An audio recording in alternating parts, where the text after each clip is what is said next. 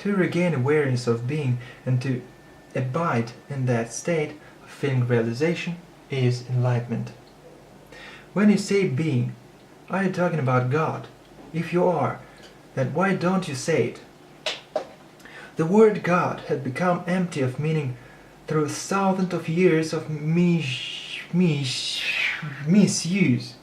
and it sometimes, but not sparingly, by misuse I mean that people who have never ever glimpsed the realm of sacred, the infinitive vastness behind that word, use it with great conviction, and if they knew what they are talking about, or they argue against it, and if they knew what it is that they are denying. This misuse gives rise to absurd beliefs, assertions, and egoic delusions such as my or our God is the only true God and your God is false, or Nietzsche's famous statement, God is dead. The word God has become a closed concept. The moment the word is uttered, a mental image is created, no longer perhaps of an old man with a white beard, but still a mental representation of something or something outside you, and yes, almost still a mental representation of something.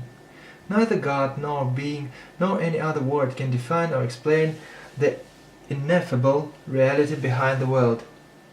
So the only important question is where the world is a help of hindrance and enabling you to experience that toward which it points. Does it point itself to that transcendental reality, or does it lend itself too easily to becoming no more than an idea in your head that you believe in, a mental idol? The word being explains nothing, but no does God. Being, however, was the advantage that is an open concept. It does not reproduce the infinitive invisible to a finite entity. It is impossible to form a mental image of it. Nobody can claim inclusive possession of being. It is your very essence, and it is immediately acceptable to you at the feeling of your own presence. The realization I am is prior to I am this or I am that. So it is only a small step from the world being to the experience of being. What is the greatest obstacle to experiencing this reality? Identification with your mind, which causes through to become compulsive, not to be able to stop thinking, a dreadful affliction. But we don't realize this because almost everybody is suffering from it, so it is considered normal.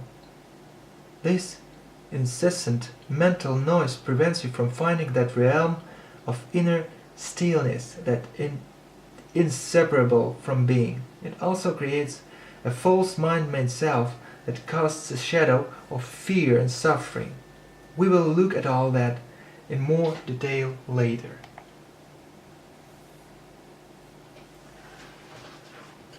The philosopher Descartes believed that he had found the most fundamental truth. Then, when he made his famous statement, I think therefore I am, he had in fact given expression to the most basic error, to equate thinking with being and identity with thinking. The compulsive thinker, which means almost everyone, lives in a state of apparent separateness and insanely complex world of continuous problems and conflict. A world that reflects the ever-increasing fragmentation of the mind. Enlightenment is a state of wholeness, of being at one, and therefore at peace. At one with life in its manifested aspect, the world as well as with your deepest self, and life unmanifested. At one with being. Enlightenment is not only the end of suffering and continuous conflict within and without, but also the end of the dreadful enslavement to incessant thinking. What an incredible liberation this is!